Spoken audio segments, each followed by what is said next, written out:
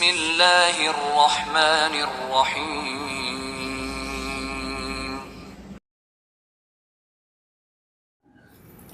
Assalamualaikum warahmatullahi wabarakatuh. Alhamdulillah alladzi arsala rasulahu bil huda wa dinil haqq liyudhhirahu 'ala dini kulli wa kafa billahi syahida. Asyhadu an la ilaha illallah wahdahu la syarika lah wa asyhadu anna Muhammadan abduhu wa rasuluh. Ya ayyuhalladzina amanu taqullaha haqqa tuqatih wa la tamutunna illa wa antum muslimun. Allahumma salli wa sallim wa barik ala nabiyyina Muhammadin wa ala alihi wa ashabihi wa man tabi'ahum bi ihsanin ila yaumiddin. Amma ba'd. Ikhwatul kiram, Bapak Ibu sekalian, jamaah majelis taklim yang semoga dimuliakan Allah Subhanahu wa ta'ala. Alhamdulillah, pada pagi ini Allah mempertemukan kita di dalam majelis ilmu. Mudah-mudahan pertemuan kita di pagi ini menjadi pertemuan yang dimuliakan Allah Subhanahu wa ta'ala. Semoga menjadi pertemuan yang dirahmati oleh Allah Subhanahu wa ta'ala.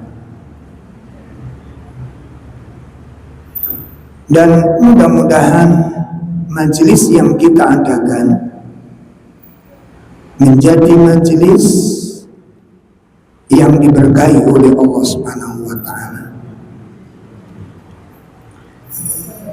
Bapak Ibu sekalian yang dimuliakan Allah,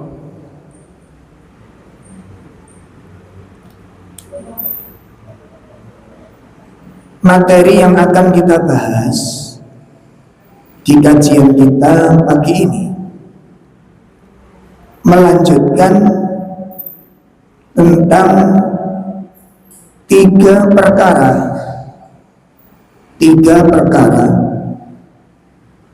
yang akan membawa keselamatan.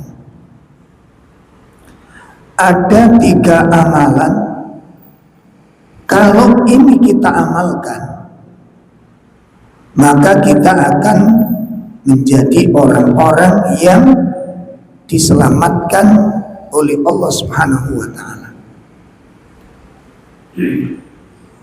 Hal itu dilandasi oleh sebuah hadis Nabi Sallallahu Alaihi Wasallam yang diriwayatkan oleh Imam At-Tirmidzi, di mana ada seorang sahabat namanya Uqbah bin Amir. Ada sahabat Uqbah bin Amir bertanya kepada Nabi Sallallahu Alaihi Wasallam.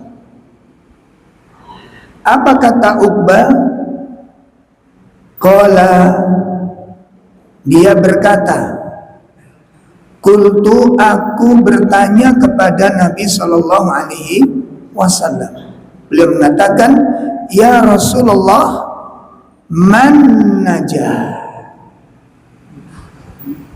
Ya, sahabat Uqbah bin Amir berkata kepada Nabi, ya Rasulullah, apakah keselamatan itu? Apakah keselamatan itu? Artinya apa? Di dalam hadis ini sahabat Uqbah niku bertanya kepada Nabi, jalan untuk selamat itu apa? Agar kita diselamatkan oleh Allah itu caranya bagaimana? Amal apa yang harus saya lakukan agar saya menjadi orang yang diselamatkan oleh Allah? Nah, ketika Nabi ditanya tentang jalan menuju keselamatan, Nabi menjawab ada 3 hal.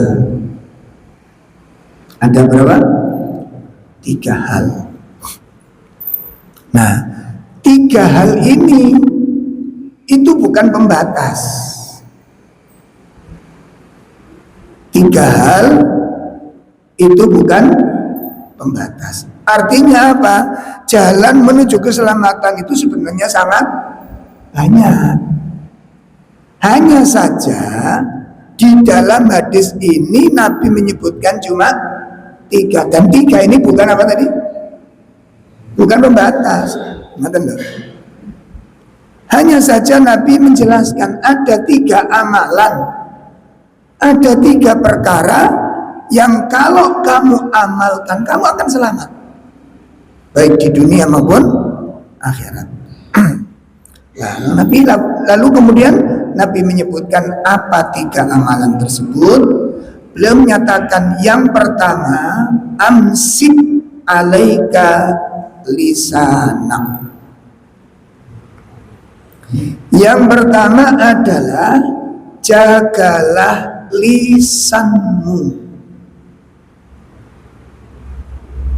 Kalau makna secara harfiah, amsik niku cekelen.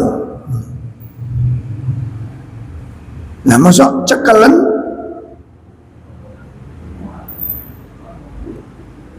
lambimu masuk ngono.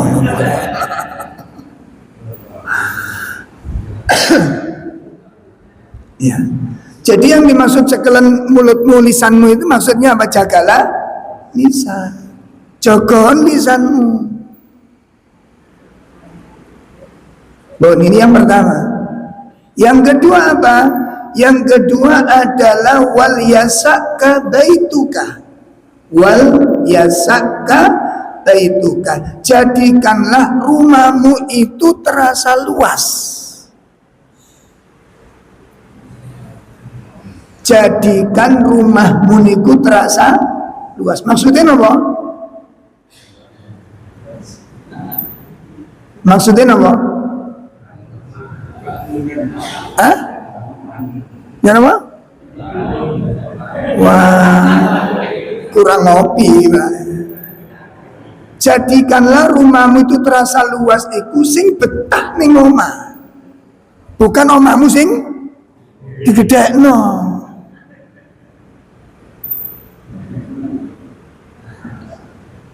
Hendaklah kamu betah di rumah. Banyak tinggal terasa luas. Jadikan rumahmu itu terasa luas. Artinya apa? Kerasan ning omah.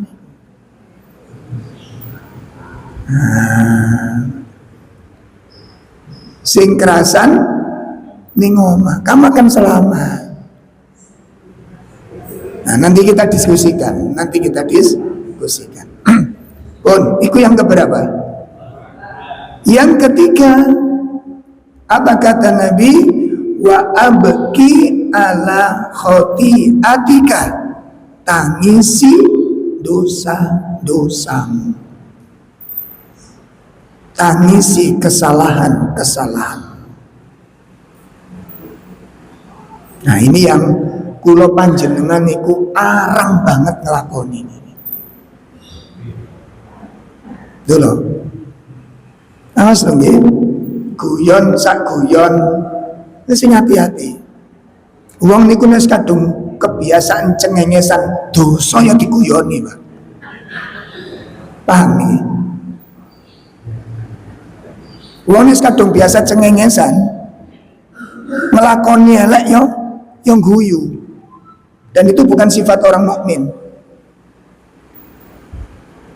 Ayo dieling-eling. Makanya hati kula mbek sampean keras itu gara-gara napa? Jarang menangis.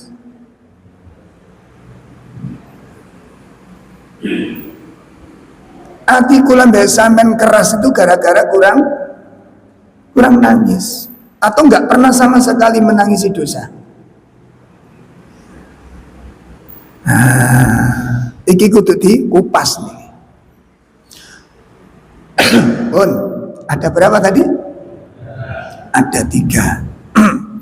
Jalan menuju keselamatan ada 3. Yang pertama, lisan. Jaga lisan. Bapak-bapak, ibu-ibu sekalian, setelah kita pelajari, setelah kita kaji, lisan itu merupakan anugerah yang sangat agung.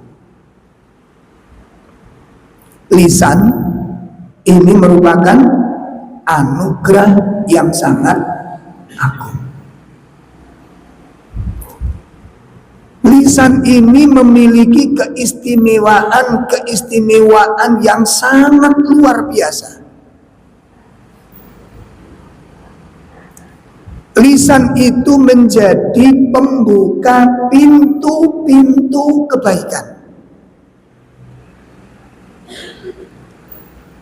Lisan itu bisa menyelamatkan kekacauan. Orang mau tengkar, sudah sama-sama membawa pedangnya, sudah sama-sama membawa senjatanya, berubah menjadi saudara yang saling mencintai. Bisa terjadi? Bisa. Nah, orang yang saling musuhan tiap hari ini ku perang, berubah menjadi saudara yang saling menjaga, menjadi saudara yang saling mencintai.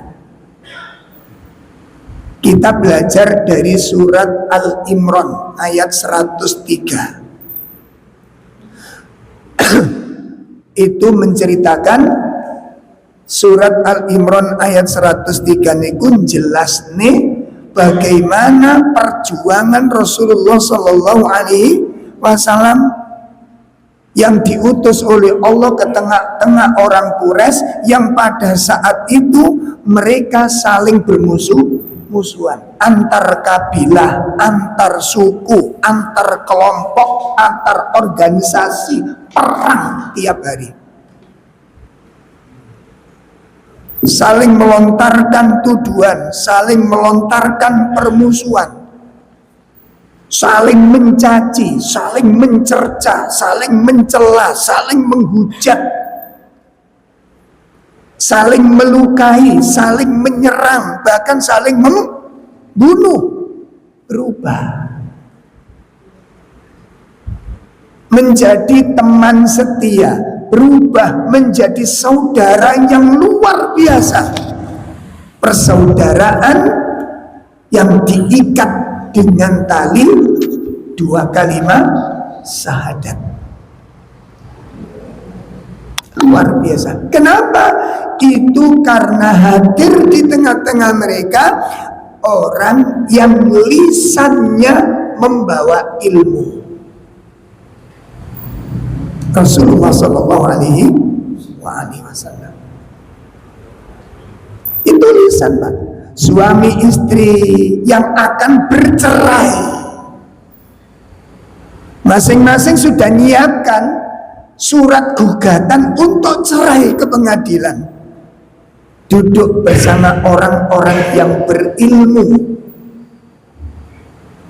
duduk dengan orang-orang yang bertakwa. Setelah mendapat nasihat, setelah mendapatkan pengarahan, setelah mendapatkan peringatan, masing-masing bertobat dan masing-masing bertekad untuk rujuk kembali. Suami istri yang akan cerai batal berubah menjadi suami istri yang saling mencintai karena lisan.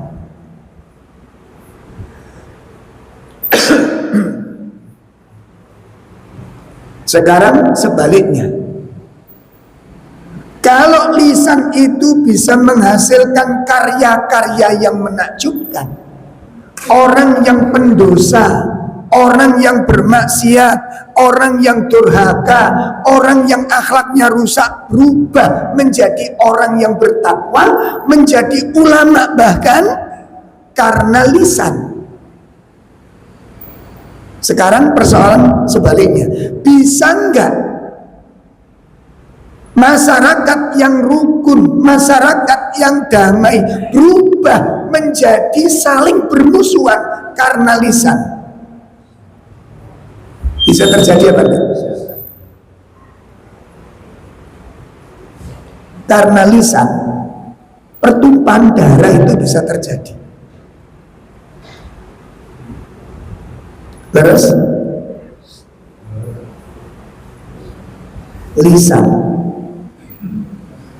Masya Allah, orang yang tersesat mendapat hidayah karena lisan. Orang yang terjerumus di dalam dosa, orang yang terjerumus di dalam maksiat bisa keluar dari kegelapan itu karena lisan.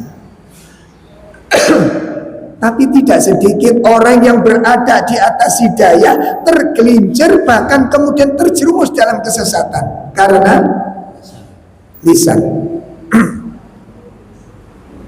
Nah, sakniki persoalan nih, panjenengan dengan saya ini masing-masing punya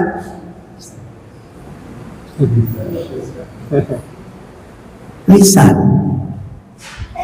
Nah, sakniki monggo direnungaken, lisan yang Allah karuniakan kepada kita itu sering melahirkan apa? Melahirkan ilmu atau melahirkan kekacauan? Orang yang terhormat, orang yang mulia bisa rusak nama baiknya karena lisan. Nah, kuncine mangke niku teng ati kula mbek sampean. Nek ati kula mbek sampean niku bersih, nek ati kula panjenengan niku ikhlas, nek ati kula mbek sampean niku resik, maka kata-kata yang keluar juga bersih. Tapi kalau hati kita itu dipenuhi dengan kebencian, nek hati kula mbek sampeyan niku dipenuhi dengan kedengkian, maka kata-kata yang keluar juga dalam ya rusak. Fitnah, tuduhan, cemoohan, hujatan, celaan, itu kita lakukan, itu berangkat dari mana? Lisan yang tidak baik, ucapan-ucapan yang tidak baik itu keluar dari hati yang rusak. Saya dipahami ini. Nah, oleh karena itu menjaga lisan ini perjuangan bagi kita semua. Menjaga lisan itu merupakan perjuangan. Karena kita dituntut untuk mengendalikan. Nah, sementara pintu-pintu untuk bicara tidak baik itu banyak sekali. Contoh, marah. Pernah marah apa enggak? Dalam? Pernah marah apa enggak? Pernah. Orang kalau marah, ucapan yang keluar itu baik apa jelek? Baik. Masya Allah. Ketika nesu, ketika marah, ketika emosi, kalimat yang keluar itu banyak yang baik atau banyak yang jelek? Halo? Awas, dijaga lisannya. Jaga lisan.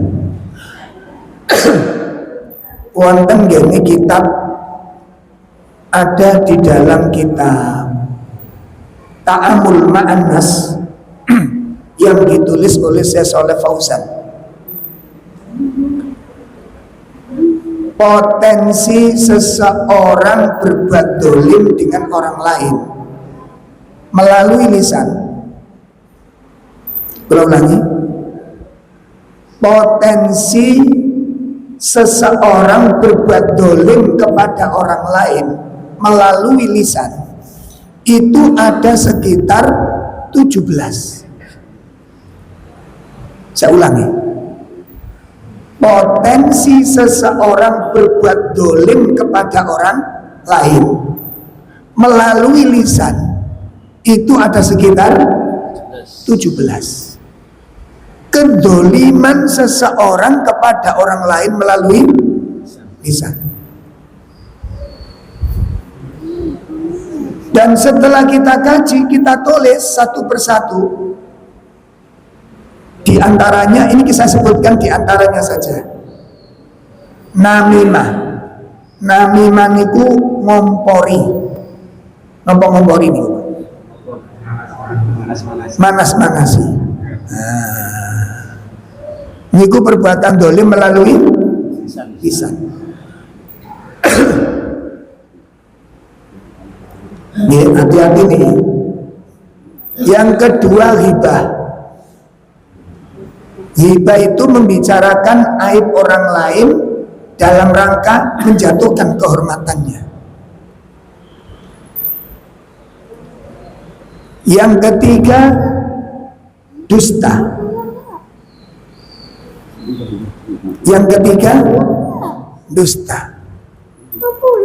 Yang keempat, sukhriyah. Sukhriyah itu cemoohan. Cemoohan. Napa cemooh niku? Hah? Wis terserah tulis. Mencemooh, hati-hati. Kadang-kadang berangkatnya dari satu, Pak, mangkel. Oh, ini mangkel itu masih wong api tetap dianggap elek. Gimana? Wong mangkel iku ndelok wong api tetap dianggap elek. Sampe nek gak percaya sampean pergi ke Mekah, temui Abu Jahal. Enggak sampean takoni, hal. Lek nurut kamu orang yang namanya Muhammad ini bagaimana? Apa kata Abu Jahal? Elek, termasuk Abu Janda. Takon Abu Janda, wong sing alim-alim itu elek kabeh menurut Abu Janda. Karena hati ini wis elek. Hati ini wis elek. Yang keberapa tadi? 4, mencemooh. Kemudian yang kelima, di antara kedoliman lisan orang lain kepada orang lain setelah mencemooh apa? Mencela. Yang keenam, memaki. Memaki. Ada perbedaan mencela dengan memaki atau mencerca. Bedanya apa? Loh. Bedanya apa? Mencerca itu lebih tajam, lebih banyak. Nek mencela satu kali ucap selesai. Kalau mencerca, nek basa kula niku nyelatu.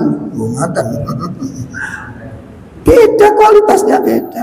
Makanya wonten gene Al-Qur'an niku disebutaken wailul likulli humazatil. Surat nama? Ya surat niku wae. Surat nama? Al-Humazah. Wailul likulli humazatil Artinya apa? Celaka bagi orang-orang yang, dibuka suratnya,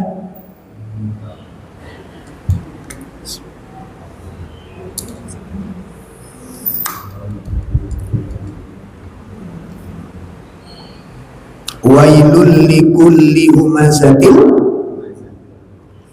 Sudah ketemu? Monggo Pak Eko dibaca. Celakalah bagi setiap pengumpat dan mencela. Celaka bagi pengumpat dan pencela. Berarti mengumpat dengan mencela niku sami napa mboten? Bedane napa?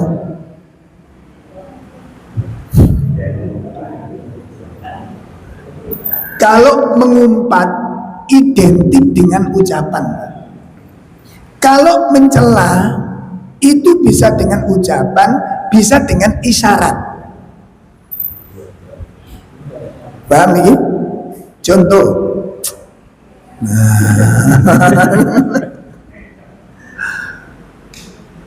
Mencep, makanya mencep ambek mesem itu. Gak usah tak takoni apa bedanya, gak usah ditakoni. Guyu arep perlu. Iya, beda. Itu mencela, itu baru Pak. Belum nanti menghujat. Beda lagi sudah. Yang ke-8 menghujat. Yang ke-9 menghina. Pun ada berapa yang sudah ditulis tadi? Ada 9. Sampeyan cek nomor 1 sampai nomor 9, nomor piro sing boten kula mbek sampeyan lakoni.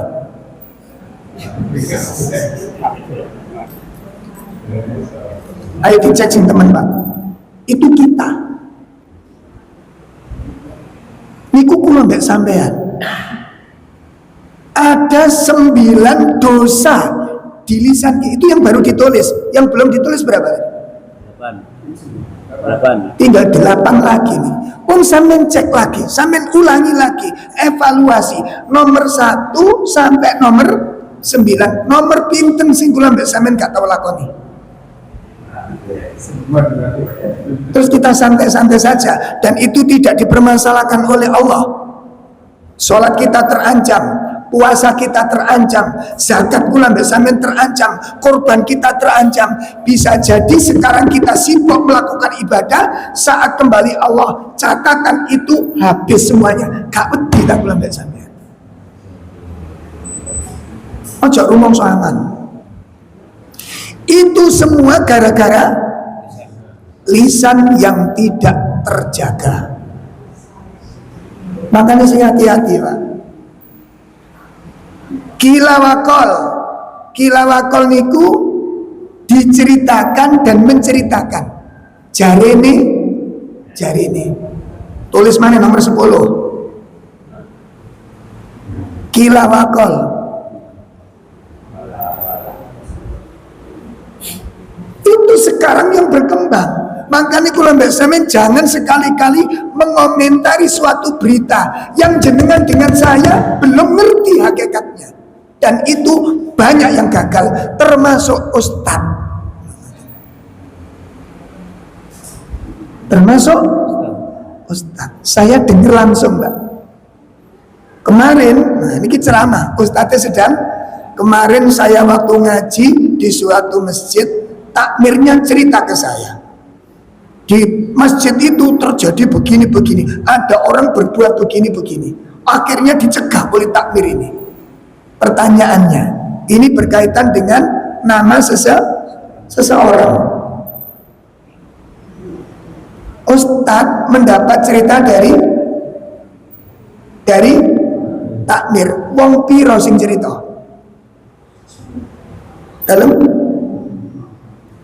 sing cerita wong situ. Takmir itu wong piro?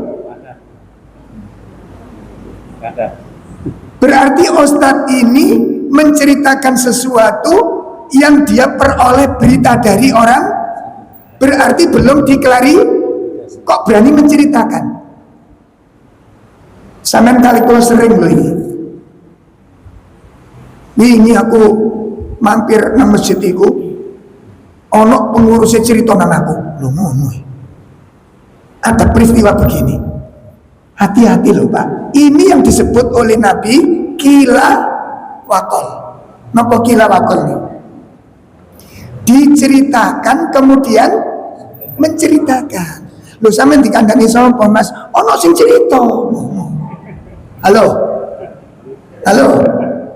Loh sampean kok ro? Aku diceritani koncoku plek. Ngono pleke barang katanya. Seakan-akan cerita itu benar. Hati-hati nih. Ini 99 banyak orang gagal. Ini perkara yang paling dibenci oleh Allah Subhanahu wa taala dan kita melakukannya. Bapak-bapak, ibu-ibu sekalian, maka menjaga lisan itu jalan menuju keselamatan.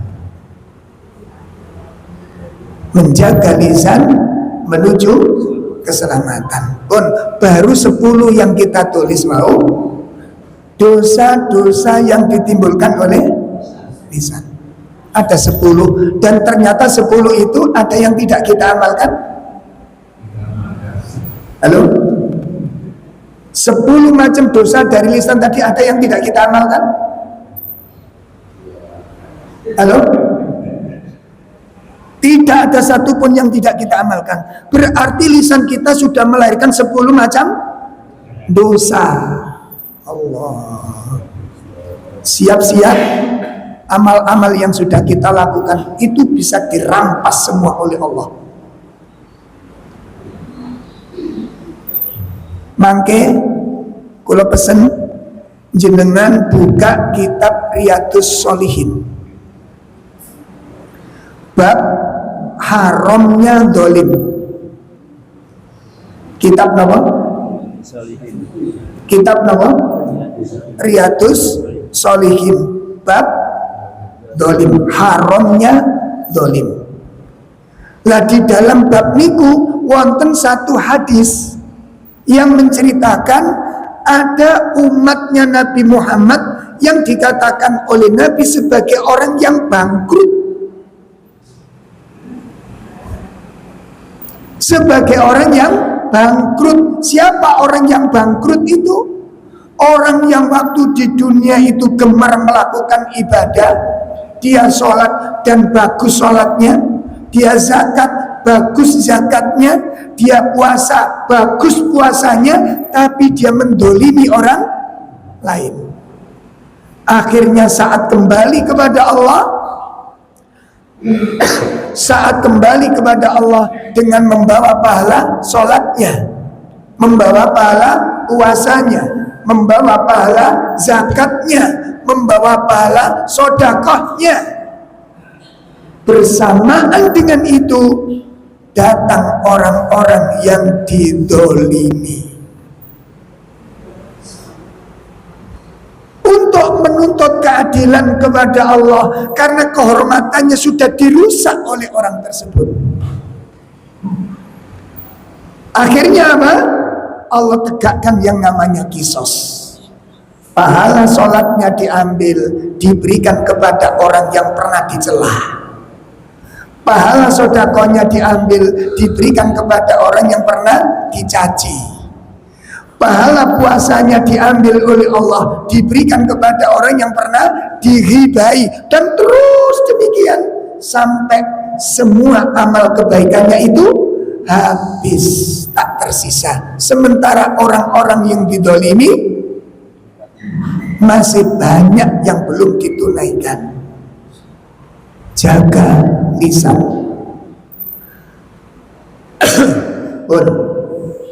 Itu jalan menuju keselamatan yang pertama. Jaga lisan. Dari 17 perkara. Tadi yang sudah ditulis berapa? 10. Dan alhamdulillah 10 sudah kita amalkan semua. Masya Allah. Jadi awak dhewe ketok. Ya, jadi nek ndelok dohiri awak dhewe niki tekun beribadah ya aja coba masjid. Nggih ta? Anti mangan babi tapi hobi makan orang. Ya kita ini orangnya. Pak, Bu, kalau bapak-bapak ketika sepeda motoran atau ketika naik mobil di tengah jalan kelaparan, ayo nolek cemilan. Begitu kita lihat di depan ada orang jual gorengan, seneng banget. Itu ada orang jual gorengan. Ini perut lapar, ayo beli gorengan untuk ganjel perut. Akhirnya kita berhenti mampir. Begitu kita seneng lihat, ternyata di dalam gorengan itu juga jual didi. Tahu didi? Si tuku. Jadi beli. Kenapa? Gak usah tuku didi nih, tuku gedang gorengnya. Berani beli? Berani beli gorengan yang di situ juga menjual gorengan didi, berani? Walaupun tidak beli didenya, berani beli? Itu ketakwaan. Itulah ketakwaan. Kenapa kok nggak berani beli? Minyaknya jam. Itu bentuk ketakwaan. Saya kita takonin jenengan. Mangan dede ambek ngrasani wong ku dosane gede pundi? Mangan dede ambek mencemooh orang, memfitnah orang, dosanya lebih besar mana? Hah? Mangan dede sing gede ini ku separuh dan cuma segini, Pak. Gitu? Satu iris atau kalau perlu sak gegel gitu. Itu dosanya lebih besar mana daripada memfitnah orang? Dosanya lebih besar mana? Kudu berani memutuskan. Lebih dosa mana besarnya dosanya? Kok itu kita lakukan?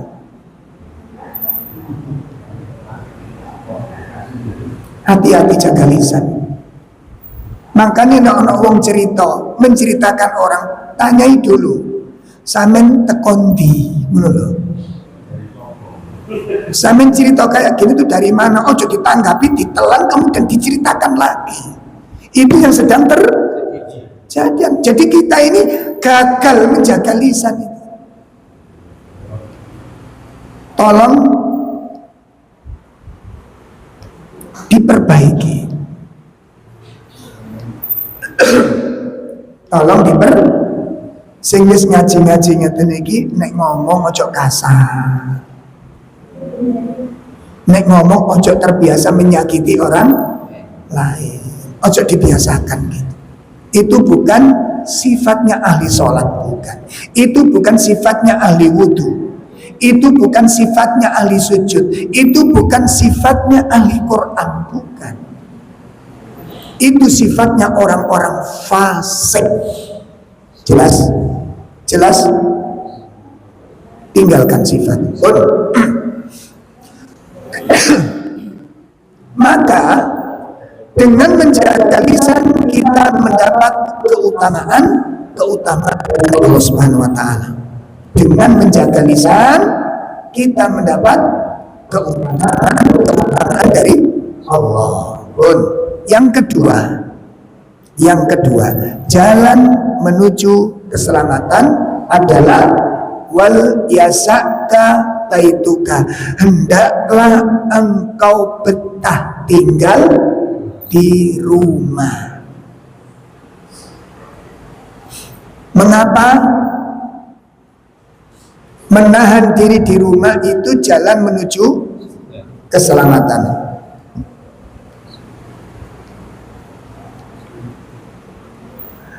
Sebab disebutkan oleh Imam Ibnul Qayyim di dalam kitab Ad-Dawa. Kitab apa?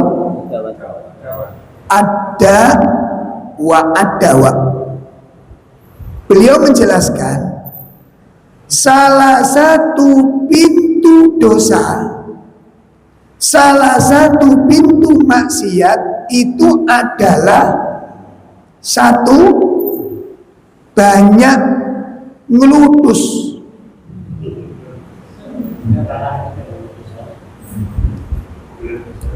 Engkau ndelok ngelutusi loh ya.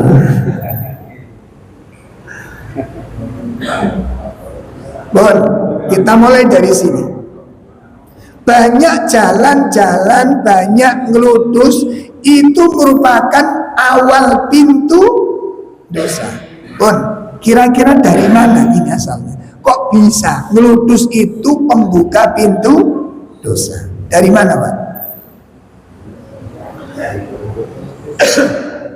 Dari mana? Lah iya. Kenapa ngelutus itu banyak ngelutus, banyak jalan-jalan, kok dikatakan itu pembuka pintu dosa? Dari apanya? Karena apa? Niki perlu niki dirasakno lho ya, dirasakno lho ya. Karena orang yang jalan-jalan itu banyak melihat-lihat.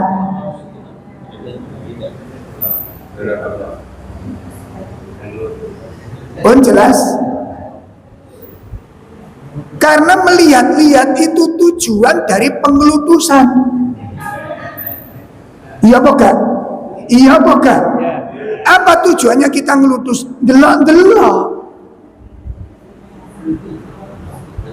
Ayo ya, jalan-jalan ya. Lah apa? Yang delok-delok ya.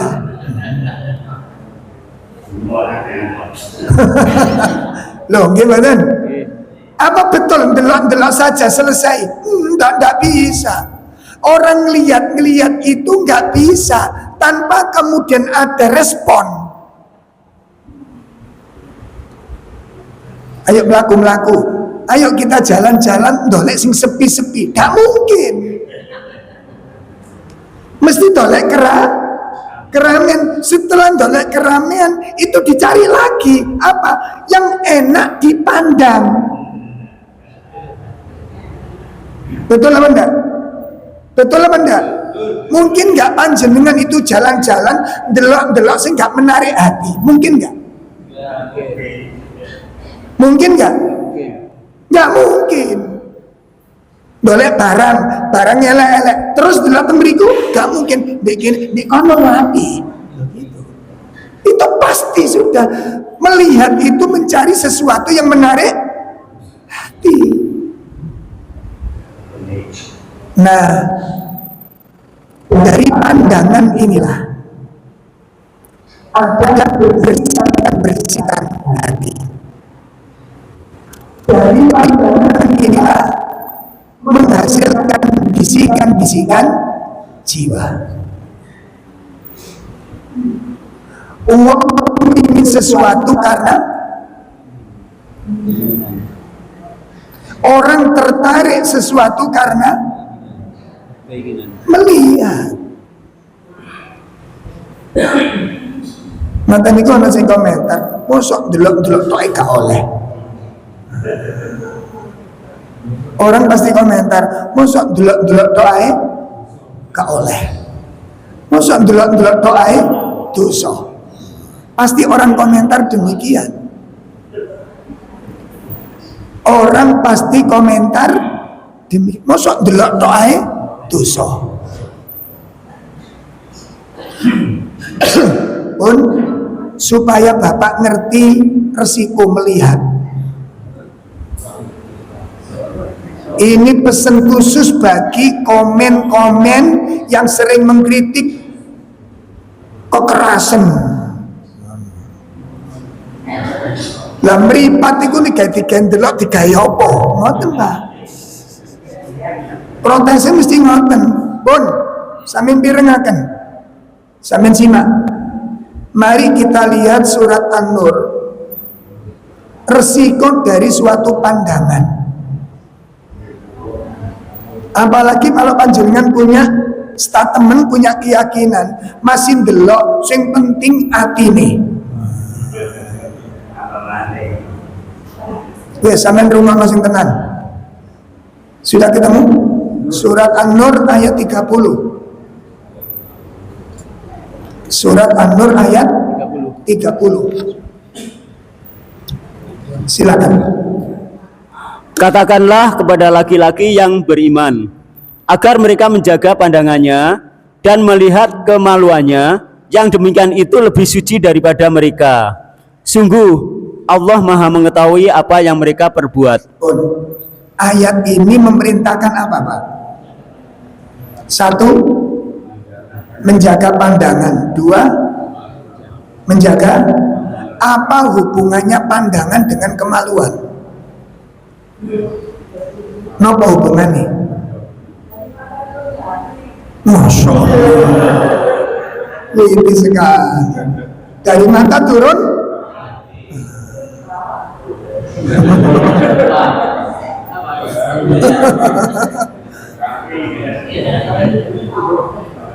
Wes, sinten kemawon, siapa saja yang pernah komen masih delok wong mudhara apa sing penting atine bersih, itu munafik. Siapapun yang bicara demikian munafik.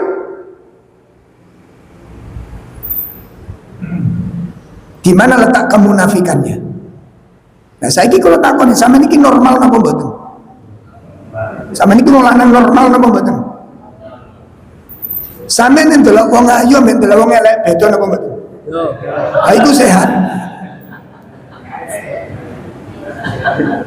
Ndelok wong wedok klambi brukut ambek setengah muda rasane beda napa mboten? Beda napa mboten? Iku sampean wong waras. Ayo muni, sampean muni. Sing penting atine.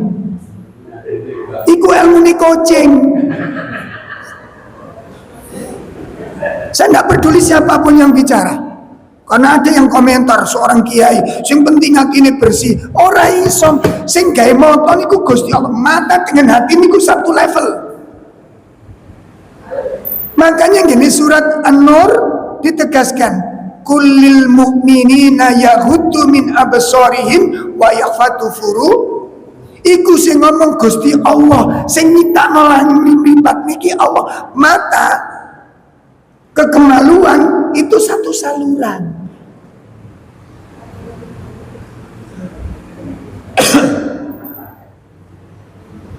Paham, Pak? Mata memandang, hati mesti komen.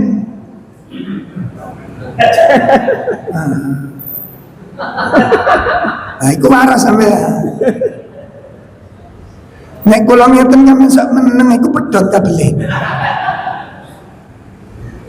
Niku psikologis, Pak. Ada yang berani komen bantah, silakan, monggo. Silakan. Yang bersih hatinya Ustadz, ada hadis Nabi SAW. Tidak usah muluk-muluk. Mata memandang, itu hati komen, itu pasti. Coba Bapak sholat di masjid besar, karena jenengan sudah tahu saya. Terus ada yang tulisan berjalan itu. Di masjid besar ada tulisan berjalan, jadwal kajian. Hari Senin Ustadz Abdur Rauf, tulisannya metu. Jenengan lihat begitu, artinya komen apa enggak? Komen apa enggak? Kira-kira apa komennya? Loh, Ustadz Rauf juga? No, Pak. Itu komen, mata memandang, hati pasti komen. Nggak bisa, enggak itu. Nek sampean bilang, yang penting hati ini, itu munafik. Sampean berani melawan Al-Quran. Lah itu masalahnya, kenapa Allah melarang kita banyak-banyak jalan-jalan yang memang dipastikan itu kurang ada manfaatnya. Bukan semua jalan-jalan dilarang. Nanti ada jalan-jalan yang dimuliakan oleh Allah seperti tadabur alam, rekreasi. Tapi nek rekreasi ini kudu disetel sing temen. Cekak ngeliwar,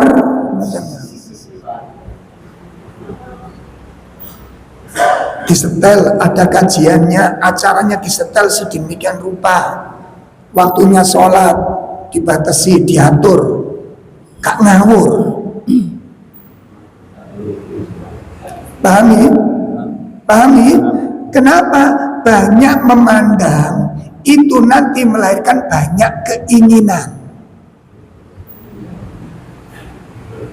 Paham kan? Nek bapak-bapak niku sering nonton video wong wedok ayu-ayu niku rasa kepada istri mulai berkurang. Diakoni gak diakoni ngoten. Akhirnya kecenderungan untuk berbuat maksiat itu sangat besar.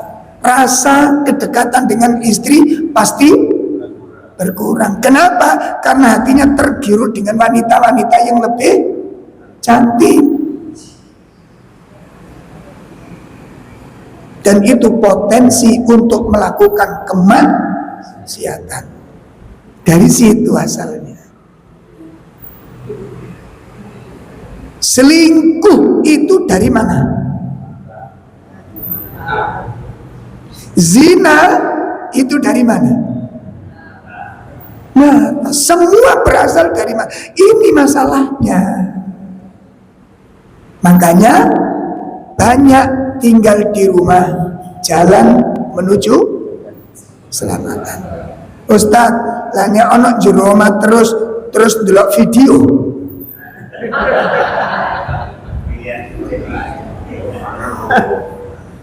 Lalu video ini kok kayak prasmanan ya Pak. Saya ketik bule mulus metu kabeh Pak nih. Mulai bule Amerika sampai Denmark metu kabeh nih. Nggih mboten?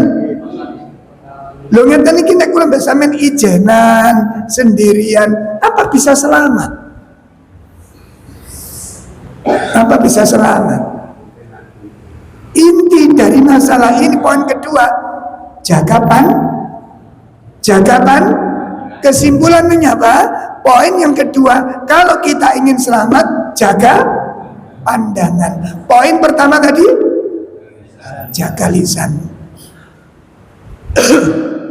Kalau kita ingin selamat, jaga pandangan.